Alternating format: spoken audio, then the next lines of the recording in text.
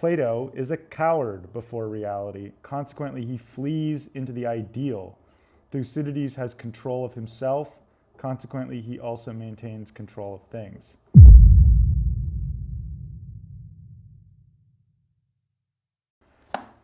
That's Nietzsche in Twilight of the Idols, talking about this guy Thucydides. Now, interestingly, we've recently had a discussion. I talked to Stephen Pimentel, who's obviously very much a reader of Plato and those guys. We were talking about the importance of that. Here's Nietzsche, telling us that Plato's no good. He's telling us that he's a coward, and what we really need to read is Thucydides to understand, the hard spirit of the ancient Greeks and maybe bring it to our own time. So today I have on Max Dmitrienko. Did I get your name right? Yes, that's correct. I'm your host, Wolf Tivey. Welcome to the students.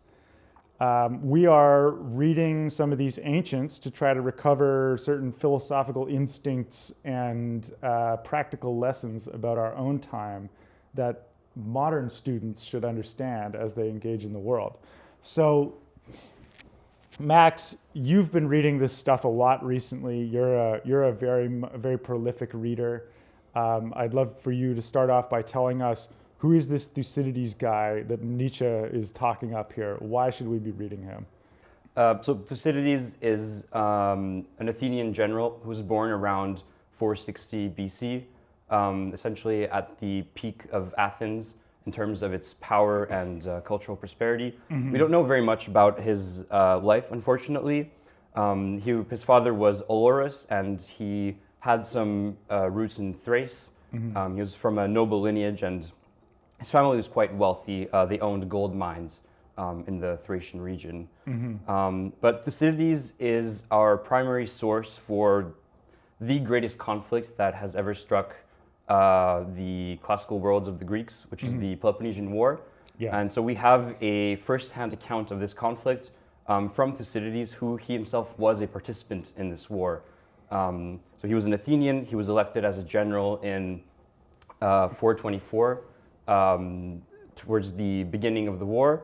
And eventually he was exiled, and he spent some time with the Spartans, which was the opponents of the Athenians in the Peloponnesian War. So the Peloponnesian War was Spartans versus Athenians. Yes, exactly. So the world was divided into two blocks. We can get into that a bit later. Right. And so Thucydides got to see the conflict from both sides, and he sat down to write the most impartial account of the war that he could provide. Mm-hmm. Yeah, these are always great. I mean, it reminds me actually of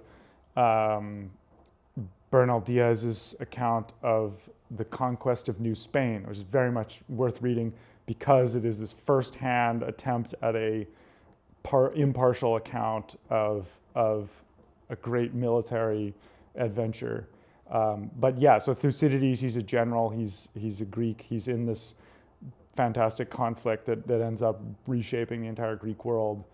So on that grounds, obviously, we love to read about ancient things, kind of see the commonalities between different times, see the differences, learn as much as we can from those things. Often there's a lot of lessons from them in unexpected ways. So why don't you give us, I guess, the story then of the Peloponnesian War? What is this particular conflict? What led up to it? Why did the Greeks end up in this huge two-sided conflict? Like previously they'd been, this confederation of city-states. Afterwards, within a few generations, conquered by Aristotle's student, Alexander. And then later by Rome. But so this is sort of, is this the end of the Greek Golden Age, or is it sort of a high point of it, or what is the Peloponnesian War? Well, it is. So this is probably the distinctive thing about it. It is both the high point and the end of the Greek classical world. It is where we find the expression, the most power that any of the city-states ever had, but also this is their end. This is when they decline and they no longer attain either those cultural peaks in terms of output of literature, the arts, sculpture, or in terms of the power that they can exert. So to understand the Peloponnesian War, we have to go back to the Persian wars, because this is what really sets the stage for the later Peloponnesian War. Right. So in 490, you have the first invasion by the Persians. There's the famous battle at Marathon, where Athens defeats the first waves of the Persians. Yeah, this is the 300 Spartans stood against. That's no, at sorry, that's not Thermopylae, Marathon. yeah. That's Thermopylae. Yeah, Yeah. that's right. Sorry, but it's in that war. It's in that war. So essentially, they defeat the Persians. There's a second wave with Darius. The Athenians and the Spartans and the other Greek city-states team up to defeat them. And essentially, in 478, they beat back the Persians completely. Most famous naval battle is at Salamis. You're right. And the Persians, they're never really able to conquer the Greek city-states after that. But first off, the Spartans attempt to create an alliance to keep pushing back the Greeks, but they have a Spartan general. You mean the Persians? The Persians. Yes. They have a Spartan general who's named Pausanias, who starts what the Greeks call medizing, which was their term for acting as a Persian. And this insults a lot of the Greek city-states. And so the Spartans sort of retreat from their alliance because Pausanias is voted out as a general. He's not acting enough like a Greek. Yes, exactly. He's acting too much as a Persian. What did that mean? Like, was he dressing like a Persian? He was dressing like a Persian. He was, trying to act like a Persian, eat like a Persian. Right. So just all things that were foreign to the Greeks, who had a very cohesive self-understanding of, Right. what makes a Greek, and then the barbarians. Right. So he's blurring those lines. Yes, exactly. And so the Athenians take over once Pausanias is off the scene. Right. And they first form a defensive alliance against the Persians, Right. which involves tribute or ships from other city-states. Essentially, in a common pot, they have a treasury on the island of Delos, and everyone contributes either ships or tribute to pay for a navy to make sure that the Persians don't invade the Ionian coast, where a lot of the Greek city-states were located, like Miletus. There's also an island of Chios, pretty famous, Lesbos as well, because they had been subjugated by the Persians during the Persian Wars. And it's at Delos. This is why it's called the Delian League. Yes, exactly. But as time goes on, a lot of these city-states end up sending simply tribute instead of ships to the island. And the Athenians build the biggest navy out of all of the other Greek city-states that are in the league. Well, they've just got a bunch of ships as tribute. So Exactly, yes. And also, were the ships manned by the subordinate city-states, or were they manned by Athenians? mostly Athenians. Okay. And some city-states, yes, but mostly Athenians. Okay. And so, as time goes on, this starts turning into the Athenians' own personal empire, because Right. they start being the biggest wolf in town with the biggest navy. And so you have a couple of moments where certain city-states try to revolt against the league because they consider it to be unjust. Right. They're being, money's being extracted from them without much benefit, because the Persians are no longer really a threat anymore, but the Athenians are still extracting tribute from them. I see. And they're using this tribute to, build the Acropolis and build the Parthenon famously. This was the money from the tribute that was used for this. So the city-states start rebelling against them. And the Athenians, they create economic blockades, or they will besiege the cities until they submit and continue extracting tribute from them. So it's at first a defensive alliance, but it becomes an empire. Yes, the personal empire of the Athena- Athenians. Yeah, the Athenians started basically using it to continue to extract tribute from the rest of the Greeks. And so this, I have to mention why this was significant. This is the first instance we really have of another Greek city-state paying tribute to Athens, and this was seen as an incredible slight to Greek honor, where there was a sense of equality among the Greeks, and the only cities that paid tribute were to Persia traditionally. It's like the city-states that were subjugated by the Persians paid tribute to Persia. And Right. so for a city-state to pay tribute to another Greek city-state was seen as incredibly humiliating and as a slight to their honor. Right. Interesting. So this starts to develop a lot of resentment and rebellion, and Yes, and at yes. some point Sparta comes in here. Sparta comes in, yes. So the main opposition in this war is between Sparta, which is a traditional land power, and Athens, which turns into a sea power. And so we have one of these interesting things where fundamentally two different modes of operation and modes of waging warfare collide with each other, and it'll be significant later on. I'll explain why. The Spartans, they don't have an empire. They essentially have what we call now the Peloponnesian League. This was simply a series of bilateral alliances between Sparta and various various city-states on the Peloponnesian landmass. So they're allied with Corinth, they're aligned with the Boeotian states, and essentially it was simply a defensive and an offensive alliance. So if Sparta went to war with any city-state, they could call on their allies. If their allies went to war, they could call on Sparta. Classic. Yeah. Classic cause of big wars is defensive alliances. Yeah. I mean, and that's the Corinth is sort of how this whole thing kicks off, isn't it? Like at the beginning of the Peloponnesian War, as told by Thucydides, there's some incident involving Corinthian colonies or something, Yes, where so it's like this unclear who they're supposed to be reporting to. Or something this like is the interesting thing, is like the war is set off essentially by a proxy conflict, which is on the outskirts of the Greek world, but it ends up having consequences for the whole Greek world, and the center of gravity of the conflict gradually shifts toward the main players, which is Athens and Sparta. And how in depth do you want me to go on the cause of the... I mean, let's just tell the story, I guess, at a higher level. I mean, it's fun to kind of have these more detailed remarks here and there just to kind of add some flavor, but let's talk about just the high level, because really what we're interested in here is Thucydides as a thinker, right? And situating him and his style of analysis in the broader Greek world, and then applying that spirit to our time. So, yeah, I mean, okay, so Athens and Sparta get dragged into it somehow.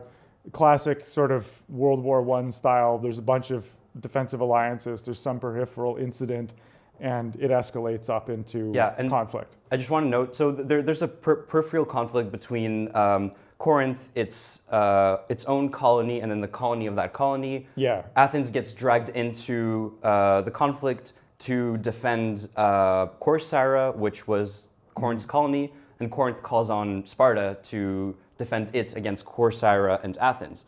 And so this is probably the most famous claim that Thucydides makes, because he talks about all of these sort of proxy conflicts, but he says, this is not the cause of the war. The truest cause is the Spartan fear of the Athenian growth of power. And so he gives us a more fundamental psychological explanation for why this war happens. It doesn't have anything to do with directly with those proxy conflicts. He's trying to point out that if it weren't for that proxy conflict, it would have been another one that would have dragged these two great powers into a war. Essentially, there was a sense of inevitability to that war, in his view. This is the concept of the Thucydides trap that people call it these days, and the neocons are always citing this as like, this is the only part of Thucydides they read or something. Yeah. But so I guess there's a bunch of these very famous observations that he makes and famous dialogues and all this that comes from this particular work. So this is also in the beginning of his work. He realizes that there's something distinctive about this war that upheaves all traditional understandings of what is the nature of man, what is justice, what is religion, what is piety, what role does it play in the world. And he sits down to write this work with the conviction that this is something that will be read and reread and discussed as we are right now. So he sits down and he says that he's not writing for the pleasure of the moment or for cheap applause, and he's kind of making a dig at Herodotus, who would go around and tell his magnificent tales of what he saw in Egypt or his discussion of the Scythians. And so he sits down to say that he's writing for a possession for all time. Yeah, and here we are, what, 2,500 years later, almost, and reading him. And so the reason he says why he believes this to be the case is that he thinks there's something distinctive about human nature that this war shows, and he makes the claim that although things won't repeat exactly as they have been, if man is still man and has the nature that he has, things will be approximately the same. Right. So there are these eternal lessons. Yes, exactly. Yeah, I mean, and this is sort of how I opened this, right? It's like, this is why we're reading it, is there are these commonalities, there are these very fundamental things to the nature of man. I mean, I would even speculate it goes beyond the nature of man. That's a whole other fun discussion. Nature of reality. Yeah, I mean, just how much of this is just the nature of conflict and organization as such. But yeah, so this is why we read Thucydides. He's self-consciously laying down this idea of history as this eternal possession, trying to get at the essential eternal lessons of how do these things happen. He's trying to also create a very rigorous view of what did happen.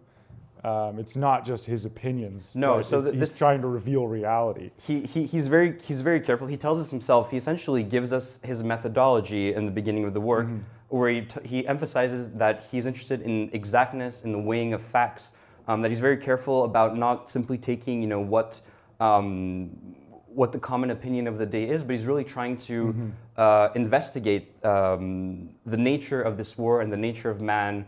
And the nature of conflict. Yeah. And this is partly due to his intellectual influences.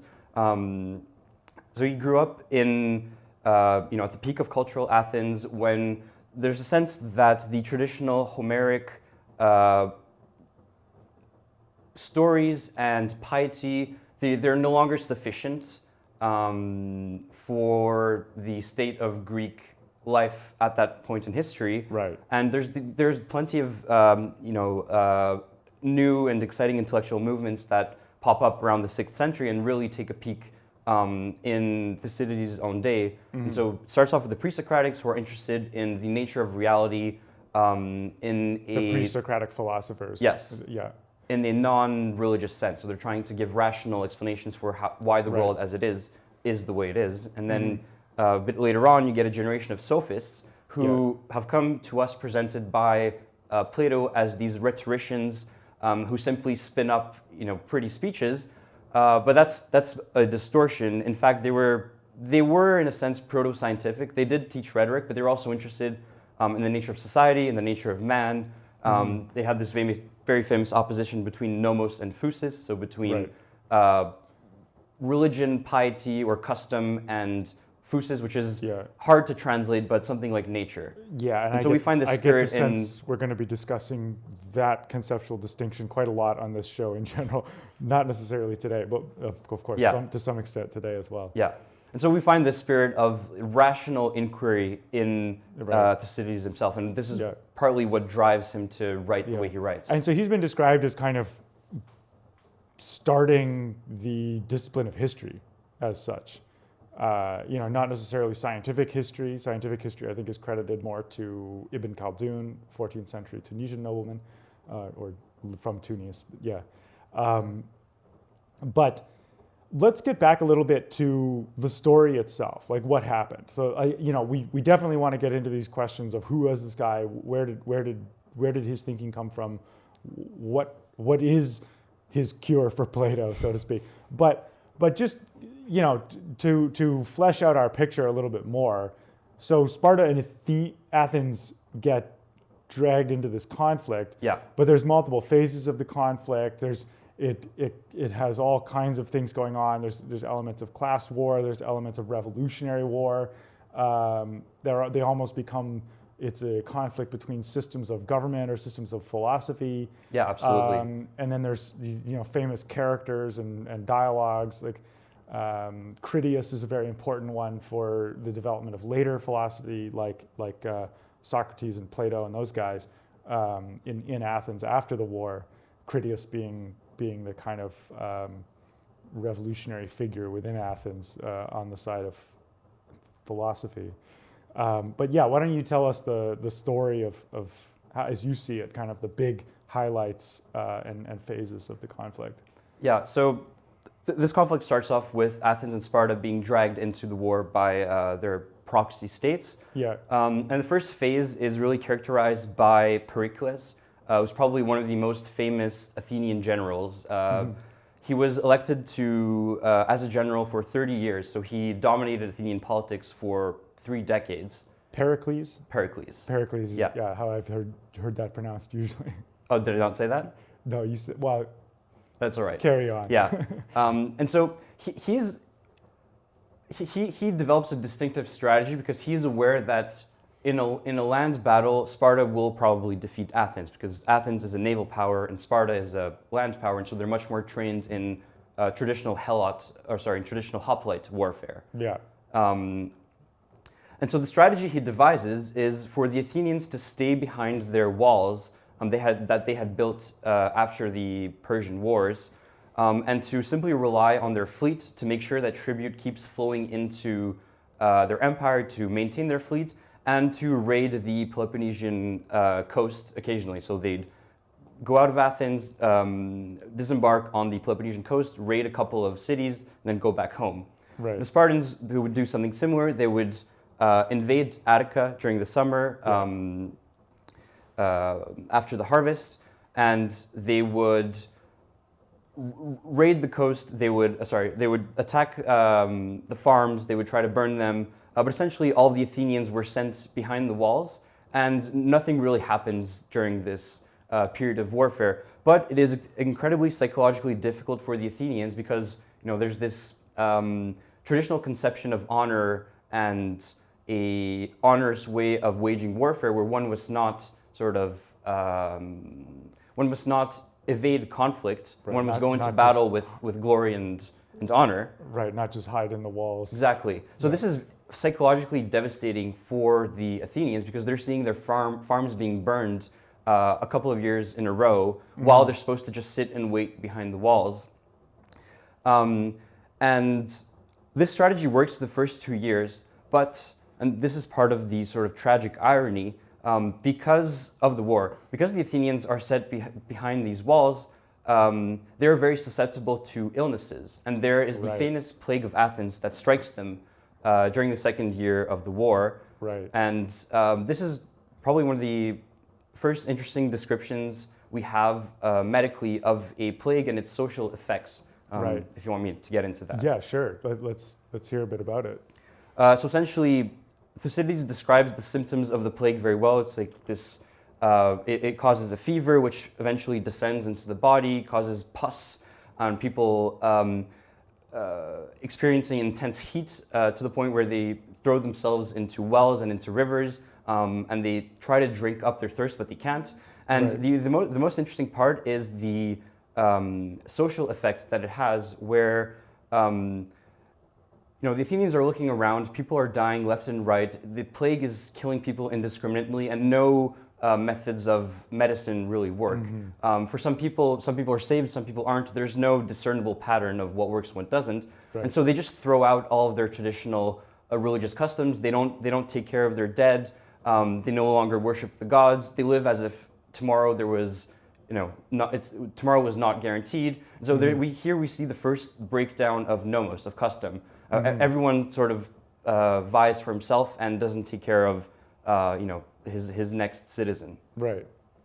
And does this have an effect on the course of the war? Like you'd think this would radically weaken them against external powers. Well, it doesn't have a direct effect on the war because their fleet is not in the city itself. This is mainly the fleet is still very much in power. Yeah. Okay. But it does kill Pericles, and so it changes the course of the war because you have a different generation of generals which are elected, which have a different psychology and approach to how Athens should wage their war. Okay, and so what's this next phase then of the war? So it's dominated by Cleon and Demosthenes. And so Cleon, Thucydides describes him as the cruelest of the Athenian citizens and is one who's most sort of power-seeking, but he's also not very experienced in warfare. And he likes to talk a lot and to be boastful. Right. And so he gets elected kind of unwillingly because he's like, oh, well, I can take care of things, but he's boasting. He's not very serious. right. And the Athenian assembly just elects them because they like these sort of rowdy characters. This is Right. Thucydides' comment on Athenian democracy as well. And there's also a lot of consequences that come along with that. Like if he can't deliver, he's gonna have a hard time. Yes, but the irony is that he does in fact deliver. And so by a stroke of fate, they're supposed to go to Sicily at first. By a stroke of fate, a storm sends them off to Pylos, which was a Spartan stronghold on the west coast of the Peloponnesian landmass. And so they battle the Spartans with Demosthenes and Cleon, and they use a bunch of interesting tactical innovations that I won't get to in depth. And eventually they manage to defeat the Spartans and to take them prisoner, which was unheard of because the Spartans were known for their warfare and for their ferocity and for never losing. And here they managed to take them prisoners, and they managed to capture this stronghold in Spartan land. And so this is like probably one of the lowest points for Sparta during the war. It's a terrible psychological affliction. Yeah. And what was the consequences of that? Where did that end up going? Well, essentially, Athens now has leverage over Sparta because they have Spartan prisoners and they're holding this stronghold. And the Spartans actually want to pursue peace, and so they could have ended the war there. But the Athenians are constantly striving. They're very expansionist, and Thucydides seems to link this to an inherent trait of democracy, where the citizens want more and more and more, and the Athenians refuse the peace, and so they continue the war. Right, and this is kind of Thucydides' tragic element to his analysis. He's identifying these kind of character flaws or character elements of character that are driving events, that are causing things to go a certain way. Yes, tragic is the correct word because it's quite clear that in Thucydides' reading, the same sort of traits which drove Athens to its imperial glory also causes its downfall. It's that incessant expansionism. Yeah, and this is one of the schools of thought that Thucydides is drawing on in his analysis.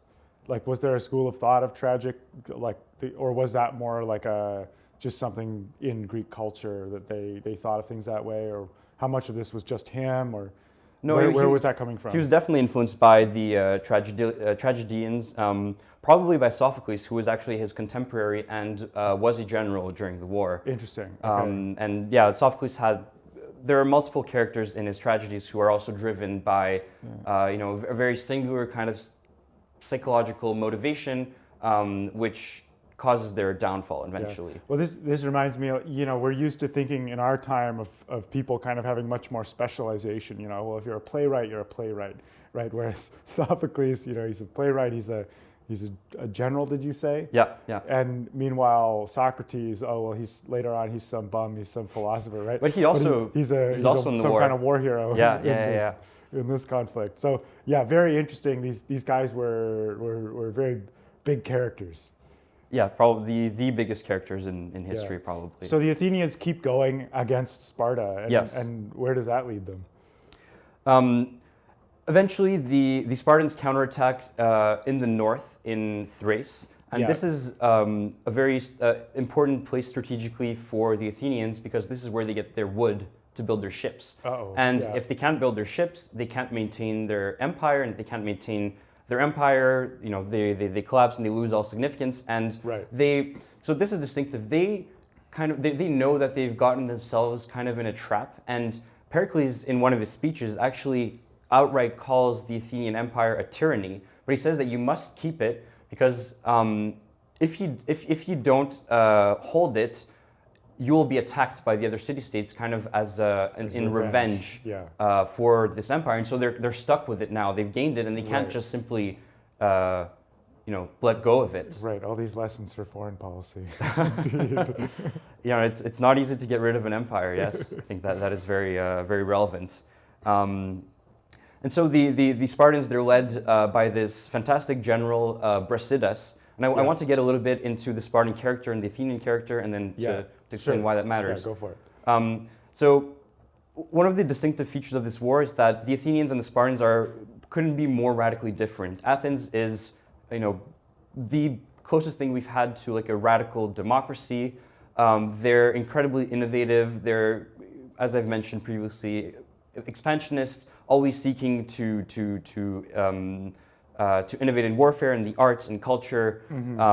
While the Spartans are very conservative, and it seems that Thucydides links this to their own social system, where they're essentially an oligarchy of equal citizens, but that control a mass of slaves, the helots. And so they're always fearful of the helots revolting, and they actually declare war on them every year and kind of round them up and make sure that they're not, planning any rebellions. And so this gives the Spartans a very conservative kind of foreign policy where they're not seeking to expand because they're afraid of, any kind of destabilization on the international scene causing revolts among the helots, or any, another possibility is some of the city-states trying to incite the helots to revolt by promising them freedom if they help them defeat the Spartans. And so Brasidas is one of the generals that's elected by the Spartans to wage war, and he is fundamentally different from all the Spartans. He, in contrast to the Spartans, who are characterized by their laconic speech, and so very terse, kind of no bullshit speeches, he is able to persuade cities that are subjugated by Athens in Thrace to revolt against Athens and to sort of join the Spartans. And he frames this as the Spartans liberating the Greeks, bringing them freedom. And he's also very energetic in the way he wages warfare. He goes from one city-state to another, he conquers it, he persuades them to join them. And so eventually he manages to capture one of the main city-states in Thrace, Amphipolis, but he dies in battle along with Cleon, who was sent there, who I mentioned earlier. And so the two main drivers of the war die, and the Athenians and Spartans establish a sort of peace. And the contemporaries of Thucydides thought this was peace, but Thucydides makes the interpretive claim that this was not this was not a real peace, despite any kind of treaty. And the interesting thing is that the Spartans and the Athenians actually make an alliance with each other, despite having previously gone to war to each other. And I think the important thing here is that Thucydides points out that if the structural and psychological drivers of what provoke the conflict in the first place are not resolved, no matter what treaties are made, real peace cannot be established. It cannot be maintained. Is this why he says that it's not a real peace, because it didn't resolve the fundamental conflict? Or yes, pretty much. Were there ongoing kind of hostilities or anything? Yeah, the Athenians were supposed to give back Pylos to the Spartans, and the Spartans promised that the various cities that they had liberated in Thrace would go back to the Athenians, but the cities don't want to do that. I see. And the Athenians are also reluctant to give back Pylos, and so a lot of the formal clauses of the treaty are just not completed, and so it's a false kind of peace. I see. And so where does it go after that? I assume the war restarts at some point. Yes, there's a momentary interlude and with some diplomatic machinations in the Peloponnesus. Because essentially the other city-states which were allied with Sparta previously in the Peloponnesian League are like, wait, how you guys just sued for peace with Athens? Like, what? It just changes the balance of power completely, and they're afraid of being ganged up by the Athenians and the Spartans, and so they start trying to establish their own peace between them. And then we have one of the most, how should I put it, the most flowery characters of Athens, Alcibiades, who enters the scene, and he goes into the Peloponnesus, and he starts trying to make different diplomatic maneuvers to get the city-states to fight each other and to make sure this benefits Athens. Eventually, there's a big battle at Mantinea that the Spartans don't formally join, but they still send some soldiers there, and it's mainly fought by the Corinthians against Argos, which was another city-state, which was a democracy in the Peloponnesus, and they lose. And this ends up closing the peace and restarting the war again. Right. And so where does it where does it go from there? The Athenians make their biggest decision, which leads to, as Thucydides calls it, the biggest kind of military operation and also biggest defeat for Athens, where they attempt to invade Sicily because they were afraid of Sicily joining the Spartans, and the Sicilians had navies, and so they were afraid of them also messing with their naval empire. And so they're invited by one of the city-states in Sicily to join them against Syracuse, because that city-state was afraid of Syracuse, Right. taking over them. So here we have an interesting kind of dynamic, which you see often in foreign relations, where a state will ask for the backing of a larger state in their own conflict to help them win it. And we saw plenty of those examples in the Cold War between the U.S. and the USSR. Yes, of so course. it's an enduring feature of international relations. Right. And how does the war end up concluding? Like, where does it all go? So the Athenians faced terrible disaster in Sicily. They send Nicias, who's a very pious and cautious general, when they needed someone who was more energetic and willing to commit to a battle. So he delays too much.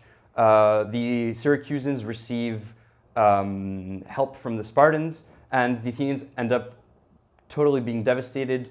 Their soldiers are sent to quarries to work in the mines because they're essentially reduced to slavery.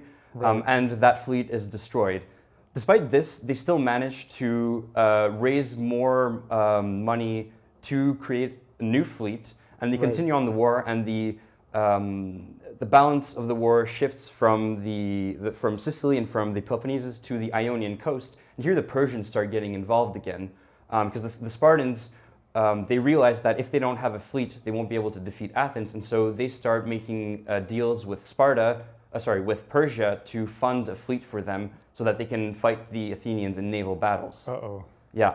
And so we have another sort of interesting dynamic here where the Spartans are inviting the Persians while still initially claiming to be fighting for the freedom of the Greeks. Right. And one of the arrangements that the Persians make is that if they help the Spartans, they retain their hegemony or control over the Greek city-states of the Ionian coast, which was the sort of first cause of the Persian War. And the Spartans, for their own self-interest, end up betraying the Greek city-states. Yeah, it reminds me of the case of Poland in World War II, right? Where it's like, okay, we get into this nominally to save Poland's sovereignty. The actual result of the war is, Poland is basically under the USSR. Yeah. But yeah, I mean, wars often don't get you what you want. It's not that simple. So, is that like where Sparta ends up effectively defeating Athens, right? Is it like what happens to the second fleet here? Yeah, so Athens holds their ground for a long time. They defeat Sparta in various naval battles, but they end up beaching their ships in Hellespont, which was one of the how is it called? That's the Bosphorus now, isn't it? Yes. Yeah. And they beach their ships for some military maneuver, and the Spartans surprise them and just completely destroy their naval fleet. Right. And at that point, it's over for Athens. Right. They're forced to dismantle their walls, and Sparta installs a oligarchy, the 30 tyrants. This is Critias. Yes, this is the Critias. Yeah, and somehow Athens recovered from that. I don't know if that's even relevant here, but they do recover, but essentially the circuit which gave them their outsized power, because they're just a city-state, the circuit of tribute, navy, walls is no longer there, and so they're never able to. They never regained the power they had, and eventually they're conquered by Macedon and then the Roman Empire. Yeah, and so where does Thucydides end the story? So he finishes it before the war, actually, and it breaks off essentially mid-sentence. So we don't really know what happened. There are textual indications that he lived to the end of the war, which would be in 404 BC. Oh, so this is sort of an ongoing account of the war that at some point just he stops writing. Yeah. Or we lost the, yeah, the he, remainder. he didn't finish it for whatever reason. Interesting. Okay, so I guess that's a pretty good overview then of the conflict and where it all went. And of course, it's after Athens recovers from the Critias incident, that the 30 tyrants, that you get the development of Socratic philosophy. Yes, And yes, sorry, go ahead. yeah, and so this is now I'd like to sort of explore a little more of like, what is Nietzsche talking about with like Thucydides as a philosopher, I guess. What analytic lens does he bring on this? I mean, I remember reading the Peloponnesian War from Thucydides. He's got these wonderful dialogues where the various city-states represented by characters in speech, they give these long expositions of their interests and what their position is and how they're trying to persuade the other guy. And you get so much color on how they think and what's going on through those things. But I understand a lot of that, his kind of a whole approach, his whole narrative approach is coming from this kind of who he is as a thinker. Yeah, I mean, his speeches are wonderful. They really allow you to get inside the heads of the characters.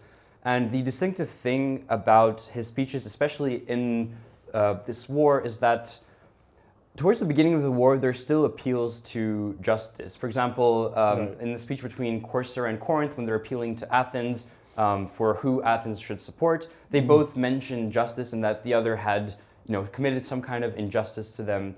But as the war goes on, the characters no longer really talk about justice. They justify themselves simply in terms of self-interest. It's like, we are striving for our self-interest, and this is why, this is why you must join us, or this is why we must wage war against Athens. Right. One of the more interesting perspectives Thucydides gives us is the Athenian one, where they justify their empire. And essentially, this is towards the beginning of the war, when the Spartans are deciding if they should go to war or not. Yeah. Athens is one of the city-states that are represented there. Thucydides tells us that an Athenian happened to be there. Right. Probably they unofficially sent someone to Sparta, Right. because they didn't want to cause any domestic problems or whatnot, so it was probably secretive. And anyways, the Athenian, he essentially claims that in Athens' shoes, anyone would have done the same thing because, and this is sort of the psychological lens he gives us for understanding human motivations, says that all men are driven by three things: fear, honor, and self-interest. And so Right. out of this constellation of psychological factors, Athens was driven to gain their empire, and they cannot be judged, or they cannot be said to have committed an injustice because they have done something which is common to all men. Interesting. Yeah. So this between basically the war wreaking havoc on all these moral concepts and on all their previous kind of forms of honor, and the plague and all these things. Basically, what we're looking at is almost total destruction of the previous nomos of Greek society. Yes, I think to go back to Nietzsche, he has probably one of the best descriptions of what the traditional conception of justice, of Greek justice before Socratic philosophy was. Right. Essentially, and it's something that Thucydides himself talks about. Essentially, it's this idea that justice is only possible between equals in power who can inflict as much damage upon each other. And so there's a sense that justice is only possible between two actors who can mutually assure each other's destruction. And so that the sphere of justice is this sort of understanding that we could both destroy each other, but we won't. Justice as like a kind of equilibrium of force between powers. Yes. Yeah. Yes. And so one of the why this is distinctive, and why Socratic philosophy is a reaction to this, is that there's a complete breakdown of the balance of powers. Athens becomes just complete, like it outweighs in terms of how much military power it has and how much economic power it has, because it ends up economically blockading some city-states compared to the traditional balance of powers of the Greek city-states. And so there's a sense that the traditional understanding of justice between city-states is just not something that's possible anymore. Right. Yeah, I mean, it reminds me a lot of the world wars. Again, like there's a bunch of ways in which our own times shaped by this big war that kind of destroyed all of our concepts of justice, all of the kind of previous nomos of our civilization, and we're in this kind of new era where things have to be rebuilt. And going back to their time, you have obviously the Republic from Plato opening with this discourse about justice, like what is justice, and this puts it in some context. While justice had just been destroyed, the whole basis of their previous concept of justice had been destroyed. So what could justice even be is this very live question at the time. So I'd love to hear a little bit more about Thucydides' like the traditions that he's operating in. Like we've mentioned the kind of the sophists, we've mentioned the tragedians. Tell us more about him as a thinker and his influences and like how he's, what does he represent kind of philosophically? It's a tough question because he's not a philosopher, even if he has a kind of philosophical outlook on life. And it's hard to put a label on him because I think there's probably something such as Thucydidean realism. And that's probably how I would try to characterize him. And to go back to the previous Nietzsche quote, it's this kind of outlook on life which doesn't shy away from its atrocity and its tragedy, right. But that is also interested in it. It's not something that seeks to get away into metaphysical speculations about a sort of very abstract understanding of the nature of reality. The forms. If we want to dig a little at Plato, yes. Well, this is what Nietzsche's doing in that quote. Right? Yeah, he's sure. Saying he's retreating into these ideals out of cowardice, not willing to face the kind of tragedy and atrocity of hard reality. Yes. And so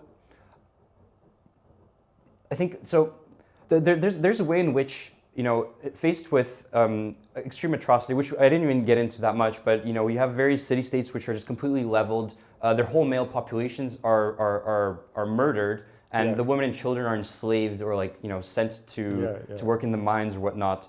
And one reaction could be a complete sort of turning into oneself and closing the eyes and being like, this is punishment sent by the gods to us, or this is divine wrath. We have sinned in some way. Right, you can moralize it. Moralizing. And Thucydides just does not do this. He's not interested in moralizing and saying that, this is a punishment for being bad in some way, or for fundamentally failing to achieve some kind of moral ideal of what man should be, or what he doesn't make it about moral qualities or good versus evil or any of the things like the way we've sort of parsed our recent big conflicts, like the world wars, is very much in moralistic terms. Right? So the good guys won; those guys were the bad guys. This comic book kind of morality. Yeah, and so here he's giving a very secular account, which is very distinctive for the ancient world. Because if we compare him to someone like Herodotus, in Herodotus the gods still intervene. He gives some kind of causal explanation to the gods meddling in human affairs, and we find the same thing in traditional Homeric poetry. But with Thucydides, his level of explanation is individuals and states and institutions, and how the various psychological factors driving individuals, how those interact with institutions, and how those cause conflict and destruction and atrocities. Right. So it's a very naturalistic kind of account of how things happen, what's going on. Yes. And it's unclear if he thinks that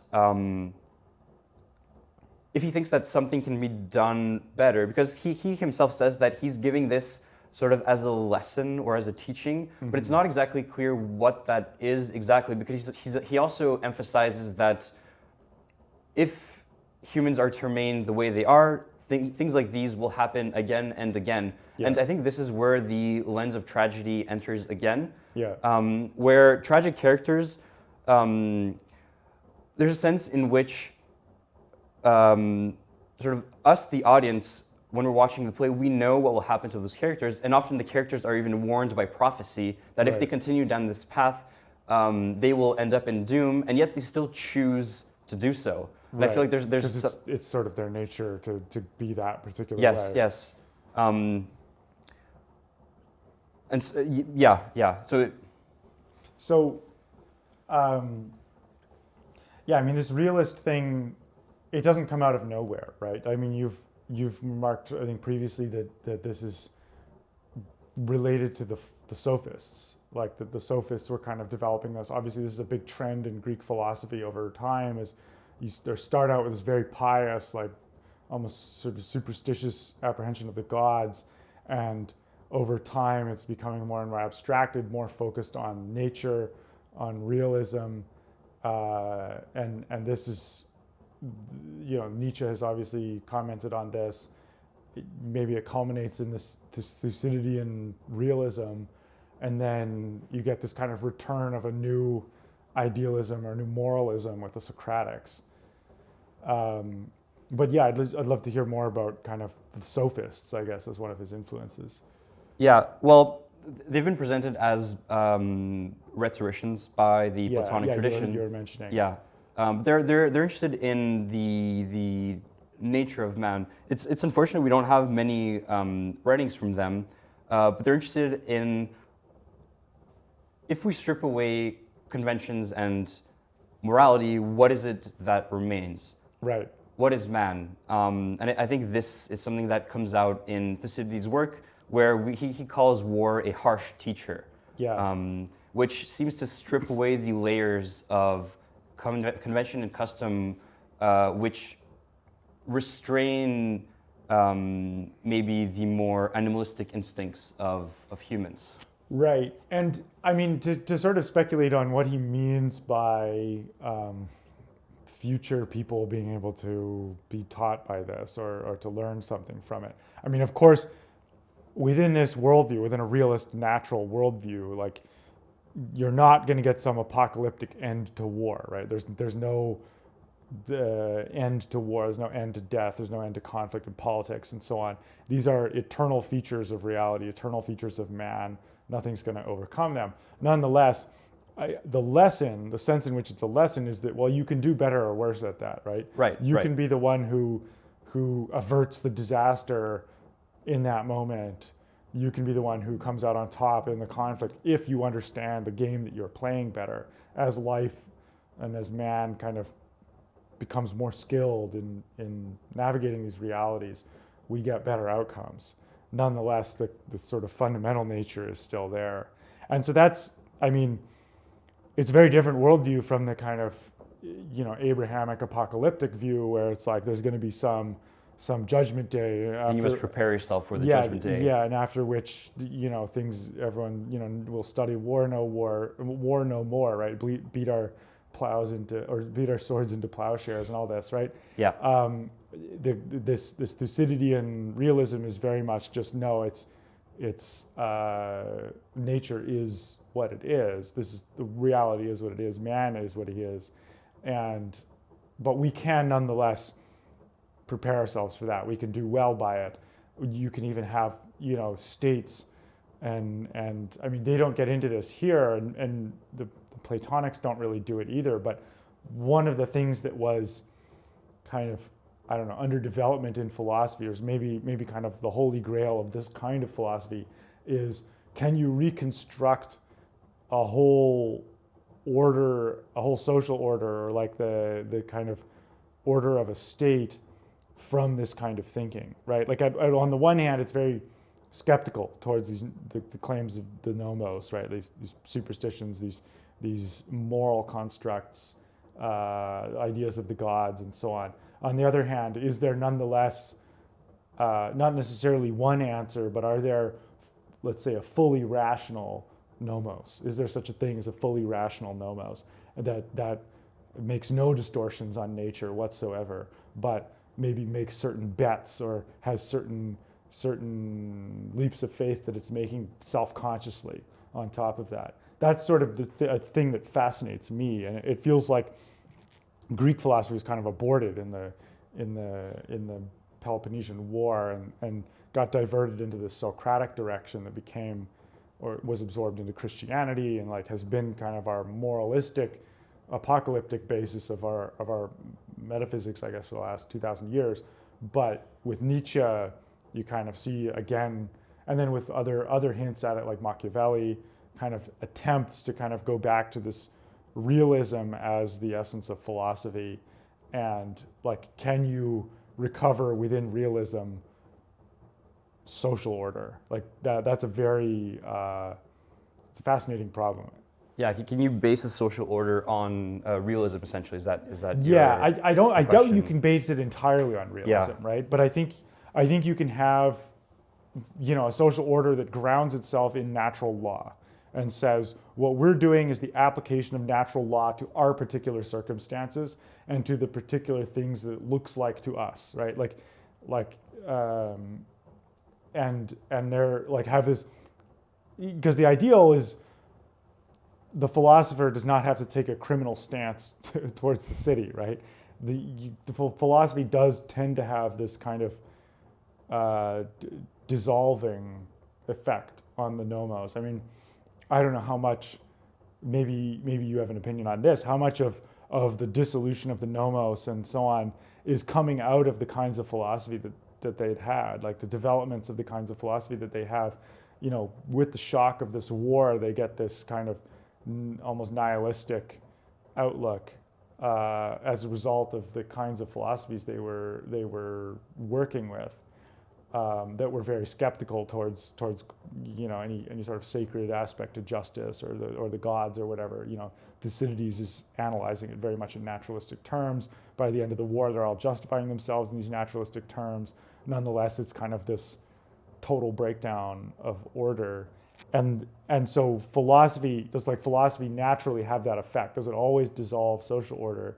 Or is it possible that there's some through, that you can have a fully rational philosophy that also provides some basis for the state and for social hierarchy, for honor, for nomos? That's not an easy question. I don't know. It's something yeah. I'm interested in. What do you take it where you will? Yeah, I mean, I'll try to bring it back to Thucydidean perspective. I think that he would not be a partisan of the idea that we can base nomos on physis, because he seems to link nomos to justice and a certain kind of irrational piety, which is not true in any fundamental sense, but is still sociologically necessary. Yeah, well, this is what I was getting at. It's like it's not going to be uniquely identified by physis, right? Your social order cannot be uniquely identified by physis, but can it at least not contradict physis, right? Because I think this is where the mystery has come in, like with Socratic kind of philosophy and the ways that became various kinds of moralism and so on. Often it becomes these very metaphysical speculations that aren't really about reality. They're making claims that aren't really about reality. Or before that, you have claims about the gods and like the gods driving things in ways that are it's not a very naturalistic understanding of what's happening there. But is there some, well, I think that there is some possibility of you can have a fully rational worldview that has a fully rational account of nature and what nature is and what all these things are, that also nonetheless is able to take those so-called irrational leaps of faith to say, and we're doing this particular kind of justice. This is our particular constitution. So I don't think it necessarily conflicts in that way, but I think he's right that justice and nomos are based on some, let's say, some departure from nature, right? Because some departure from nature as such. There's some additional thing, but does it have to be a contradiction? And this is the interesting question, because often it very much is a contradiction. Well, I mean, in these questions, I've always wondered to what extent is this opposition a real one between nomos and physis? To what extent?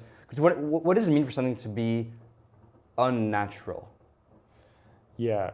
Well, okay, yeah, let's dig into that. That's an interesting question. Right, because what you're getting at is like, well, any given physis, or sorry, any given nomos is produced by certain people. It's produced by but it also exists in nature as a natural phenomenon. Yes, exactly. I think you can look at it as a natural phenomenon. So in what sense can you call it unnatural? Yeah. Well, I think since you have to have some kind of normative conception of nature. Right. So what do we mean? Right. What do we mean by nature as we contrast it with particular laws? Because nomos type laws. So the way I would answer that is, it has to do with how thinking works within that nomos. Like, does thinking have a limit where you do not go beyond, or you have some taboo or some axiom that is not actually descriptive of reality? And so it's not that it's unnatural in the sense that it doesn't exist, right? It's unnatural in the sense that its internal logic is not reflective of the logic of nature. And so it essentially, if I rephrase it, you're saying that what we call unnatural is simply maybe a certain perspective of law which falsifies a feature of reality and tells you reality works in this way, but this is not how reality actually works. It actually doesn't. Yeah, exactly. It falsifies nature. And so the question is, are all social orders, and you can extend this to the whole phenomenon of life in general, right? You can think about organisms like a particular cell. It has a certain nomos to it, right? A certain logic of internal operation. With a single cellular organism, there isn't really that conscious reflection to it, right? It's not intelligently thinking about what its nature is and what its reality is. This is really a problem that arises with the problem of reflection, right? With the problem of turning the mind onto the question of itself. Mm-hmm. Then you get this whole opening up of new set of problems. And one of them is this physis nomos problem of, in comprehending myself and not comprehending my own constitution or our own constitution, the way our society works, we may find that it is made out of lies, right? That there's something that's true by the rational application of the mind from a more distant perspective that cannot be admitted to be true within the reflexive logic of the system. And that's where I see that's the opening for philosophy, right?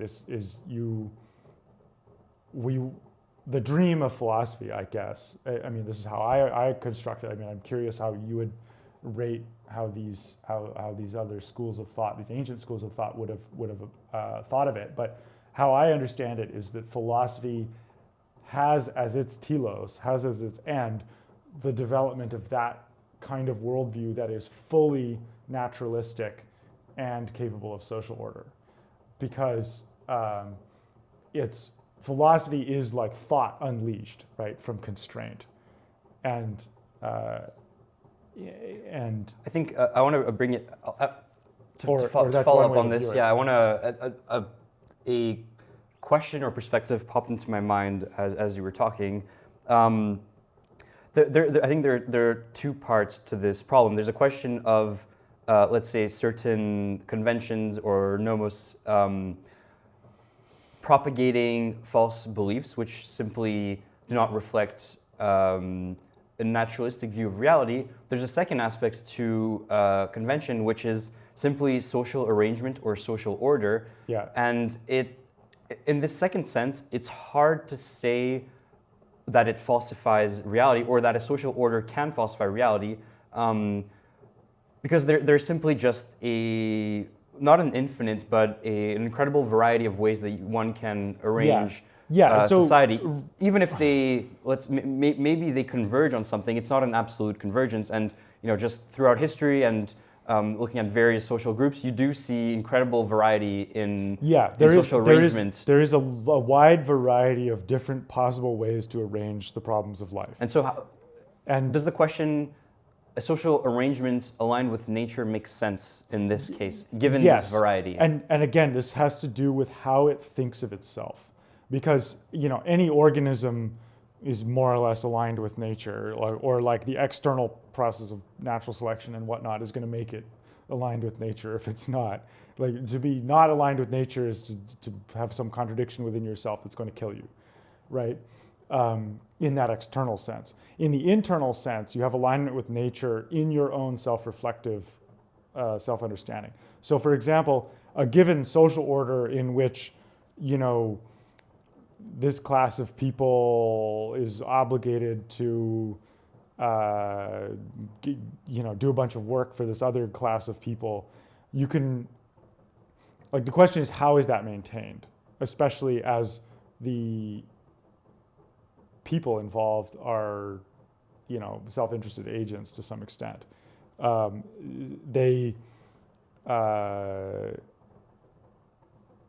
It's based on some set of understanding, some shared understanding of justice is ultimately what it is. There's also obviously all the force relations within it. I think you can't build a society entirely out of force relations. You need some kind of shared concept of justice. And the question is, does that justice make claims like you are bad, or like you are sort of guilty of some metaphysical sin, therefore you owe us something, or like, I don't know, other ones like, well, there is this abstract concept of human rights that has some natural existence that we assert that you must believe in, that obligates you to work for this collective or something.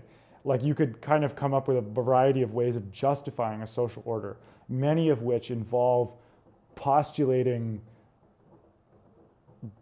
things about reality that, or about some kind of meta reality that are not actually real. And then, skeptical philosophy of the sophistic type, or the ancient Greek type, sort of before what Nietzsche might call a Socratic disaster, would be to just subject those to criticism and say, no, actually that's not real. That's some, you apply it to somewhat of an anachronism, apply Occam's razor, right? You just say, no, you're postulating all these additional entities that are not necessary to explain the facts, right? And it's like, looking at it through a Thucydidean lens, there's nothing in there about, oh yeah, human rights, the human rights came in at this point and forced us to do this, right? There's no, or the justice came in and had this operative effect on history as a real natural entity. There isn't that, right, in a naturalistic account like what Thucydides makes. And so by Occam's razor, or by some skeptical process, you might remove those things from your worldview. But then that dissolves a social order that's based on assertions of that kind. And so in that way, you could say that social order is against nature, because its internal logic makes claims that do not stand up to unleashed scrutiny. But there's the second aspect where you said that something survives and continues surviving in one way. It's not against nature, because if it were, it would have been selected out. Yeah. So let's say there's these two different ways of being against nature, right? One is in bare physical terms, you can be against nature. The other is in logical reflexive terms, you can be against nature. And these are often confused, right? And actually a lot of the rhetoric of what I think some regimes that are against nature, they use this confusion as one of their things that they do to justify things. Like they say, in book 1 of Republic, I think it's book 1, where they're talking about these kind of the basic arguments for justice. One of them is they get into this dispute about how can anything ever be or someone says that it's like what's natural or like what's strong or something, which is like very much a realist claim, that justice is the will of the stronger. And then someone says, oh, well, then how can, I forget if they have this dispute actually even in the Republic. Or they have that particular dispute in the Republic, but there's some additional element to it, which is how can it be then that a democracy could be against nature? Or I believe that's maybe in the Gorgias. Yeah, something like how that. can the group of the weaker the overpower the stronger? Yeah, how can they be weaker if they've overpowered the stronger, right? And this is where I think what's going on there is a confusion between the internal logic and the external logic. So like, yeah, in the external logic, sure, that arrangement of forces works, okay. But that's different from it not being based on a distortion, right? Like the lion can be put in the cage. That doesn't mean that especially, or a cage made out of words, that doesn't mean the cage made out of words is true, right? And that's in the Gorgias. In the Gorgias, they have the discussion in terms of the lion, right? That the lion that's been raised among men, and at some point realizes his true nature and tears everyone up. But until then, the lion is in a cage made out of words, and this is, I think this is what they're getting at when they're getting at the distinction between nomos and physis and how they can be out of sync. Is that the words, the nomos can be made out of words that do not describe reality. This is a bit of a digression from Thucydides, but I think like this is sort of it's a very Nietzschean kind of perspective. Maybe I'm taking it in my own direction here, but it's definitely related to Thucydides as this example of the Greek realism, and to go and dwell on where does the Greek realism lead. How does it analyze the world? What is its sophisticated form? Well, sophisticated in quite literal terms. I think maybe one perspective that links this discussion to Thucydides, the distinctive thing is that the strong don't make appeals to justice in Thucydides or in his account of the war. Right. In the Melian dialogue, which is very famous, so Melos was a Spartan colony, but that was unaligned, and so Athens comes to Melos and is like, you must join our empire or we will massacre everyone on your island. The Melians, obviously, they make appeals to justice, and they're appealing to hopes that Sparta will save them.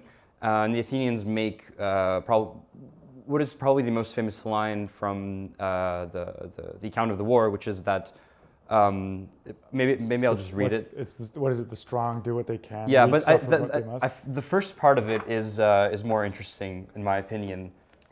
Okay. Yeah, I mean, you can find that. Yeah, and so this matter of the who appeals to justice and who doesn't. Yeah, and so interesting. The Athenians are the strong in this position, and they say that we both know that as the world goes. Since you know as well as we do that right or justice, as the world goes, is only in question between equals in power, while the strong do what they can and the weak suffer what they must. Right. And so there's a sense in which justice is real in Thucydides, at least sociologically, but it's just not relevant when there are overwhelming differentials in power. Yeah, this is the justice as equilibrium of force between relatively equal powers. But this is a different sort of claim from what Callicles and then Thrasymachus, I believe, make, which is they ground justice in the power of the strong. Yeah, and that's sort of after the whole war, right? It's all been blown up. It's all in question, and. Yeah, I mean, I think the way we would understand it now, what is justice, in this, well, there's various ways of doing it. I think we have a similar problem now, which is the total breakdown of any kind of equal arrangement of power. And so we have instead these like mythological kind of foundations for what we would call justice now, whether it's some kind of like mythological equality or mythological morality or something. But at some point in society, you do have that more primitive and naturalistic form of justice, which is the equilibrium of the use of force in a multi-party game, right? So where like I don't steal from you because onlookers can look at that and conclude from that I am acting dishonorably, I'm acting against justice, and then you can all gang up on me, right? Or you don't steal from me, similar logic, right? And so it's like this equilibrium that only really actually applies among multiple players. Even among two, it actually breaks down. But so there's that version of justice, which is what they're referring to here. But then there's always this temptation to kind of abstract justice into a mythos that applies even with massively unequal powers. And this is the kind of slave morality in its embryonic form, is that there's something for the weak to appeal to against the strong. And that's also, what Callicles is calling the cage basically made out of words. I forget if he uses that exact arrangement, but it's something like that for the lion, right? Yeah, I think another perspective to bring here is that in Thucydides, and it may be in this like tradition and lineage of thought that goes from the sophists to Thucydides to Nietzsche, there's a perspective of more particularistic justice, in the sense that within a community, within certain balance of powers, you can have a kind of justice, but once you start speaking of an abstract and universal justice, it will inevitably have to falsify the actual relations of power that exist in whatever in whatever sphere we're talking about, if this is international relations or within an international community, and it will have to inevitably falsify some feature of reality because it does not account for the actual equilibrium of forces, which are the only ones that can guarantee a true kind of justice or a... Yeah, well, this is sort of the modern mess they've made of the concept of international law, right? International law is this thing that the Europeans like to think everyone is operating on this equal law, and it somehow has this magical enforcement force or whatever. But and then other people make fun of it. They say international law is just the B-2 bomber. You've seen this image. But of course, classical international law is just about this equilibrium of force. Yeah, I mean, it developed within the post-Westphalian settlement between states which were roughly equal in power, and they realized that, well, none of them can dominate the other, and so they set up a series of formalized conventions and norms which simply reflected the actual balance of forces which existed on the chessboard. Right, and this is another one of these interesting commonalities. So like we had this classical international law under the Westphalian system, and then with the rise of modernity, especially the world wars, you kind of have the total destruction of that. I think the Napoleonic War is the first one where there's something that completely changes, and modernity, at least in terms of the equilibrium forces, is caged during the Vienna conference, the Concert of Vienna. And so the various powers decide to sort of keep things as they are, but some Pandora's box has been opened, and I think World War I and World War II are simply the continuation of what had started in the 19th century. Right, it started with Napoleon. It's just been put on pause for like 80 years. Yeah, you can't actually put that totally on pause. So you have at some point a transition to a new equilibrium of what international law could possibly mean. And even now, I mean, it's sort of still on pause with this post-war falsification of with the UN and the kind of concept of the nation state as it's understood after the war. International law as it's understood after the war is this falsification, right? It's all mixed up in these mythological concepts like human rights and democracy and all this. So it's very interesting, actually, the parallel between the Thucydides, between the Peloponnesian War as accounted by Thucydides, and what happened after that, and what was happening before that, and our own times, right? Like we have this takeoff of modernity as this underlying shift in the balance of power that has blown up all previous moral and customary concepts, and now we live in a new world. But it's one, but even down to like, the fear of Critias, kind of, and the stigma of Critias and the breakdown of justice there, leading to the kind of or as Nietzsche would claim, a falsification of justice and morality in Socrates. And then in our own times, the fear of the wars kind of leading to this falsification of our whole international moral order. So I mean, there's tons of these kind of parallels and lessons and interesting dimensions that you can pull on here. To draw another parallel, maybe it's a bit, it's not a strict parallel, but I do still find it interesting that we find this in Thucydides, and then we can think about social order and words and the meaning of words today. So this is towards the beginning of the war. Corcyra has a revolution between the oligarchs and the demos, and everyone is murdering each other. Sons are murdering fathers because they've joined some kind of political party. Right. And so the interesting thing is that there's a complete breakdown of the meaning of words. Like so the words remain, but what they refer to is inverted. And so something like, for example, immoderation or brash decision-making will be reinterpreted as courage, or moderation will be reinterpreted as cowardice, or the desire to deliberate and to kind of think about something will be branded as indecisiveness and the incapacity to act. And so I just find it interesting that there's this reinterpretation of words amid social breakdown, and I think something similar happened in the West with essentially World War I and World War II, where a lot of our understanding of things were essentially built and reinterpreted around this time. Yeah, I mean, if you look at the use of the sort of moral power words that get thrown around these days, or that had been thrown around for the last 80 years or whatever, it's they all come out of that time. They're all these distortions of things that people had previously understood very differently. I mean, I wonder if there's more to say, I guess, before we kind of wrap it up about Thucydides. I mean, I've been sort of referring to him as a thinker, because I think he's representing, or the sense in which I'm interested in it is like, insofar as he's representing a worldview or like a way of seeing things that may have developed kind of through his previous intellectual heritage in the Greeks. Obviously, the story itself is very interesting and has many parallels to our own situation.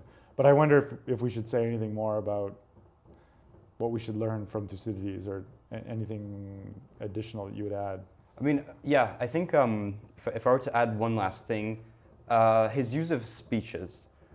And I think it's still relevant today because, politicians still give speeches. They still come out to present justifications for actions or for, sometimes, yeah. Sometimes. Yeah. But I think one of the fundamental things in Thucydides is rereading and paying careful attention to the actual deeds of men, and then the speeches that explain the motivations or the justifications of the actions. And so I think it's probably just a good sort of teaching of a habit to remember what people said, because the speeches they precede action. You have a speech and you have some kind of action, and the deeds either confirm or deny whatever it was claimed about reality. I think this is probably a key thing to keep in mind and to do and to train oneself to do, is to constantly refer to realities. What is actually that happened?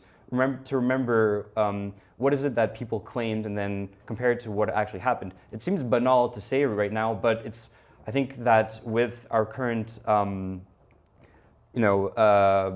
the way social media works now, the algorithms, it's all just so fast. People don't remember what happened 3 weeks ago or what was said 3 weeks ago. But I think you have to keep in mind, what is it that people claim, and then is it confirmed or not by the events? And that should inform you on their decision making and their right to rule or competency to rule. Yeah, totally. Well, this has been really interesting. I think we should, some additional time, some next time, we should or just in our general discussions, we should get more into this question of the physis and nomos and the matter there, because that really strikes me as close to the heart of things. But that, one of my favorite kind of topics. So obviously I was going off on No, that it was a good tangent. But yeah, this is really interesting. I mean, obviously we should all be reading Thucydides multiple times. But yeah, thanks for doing the most recent reading and Thank you for having me on. us through that. Yeah, thanks for coming on. Well, with that, until next time.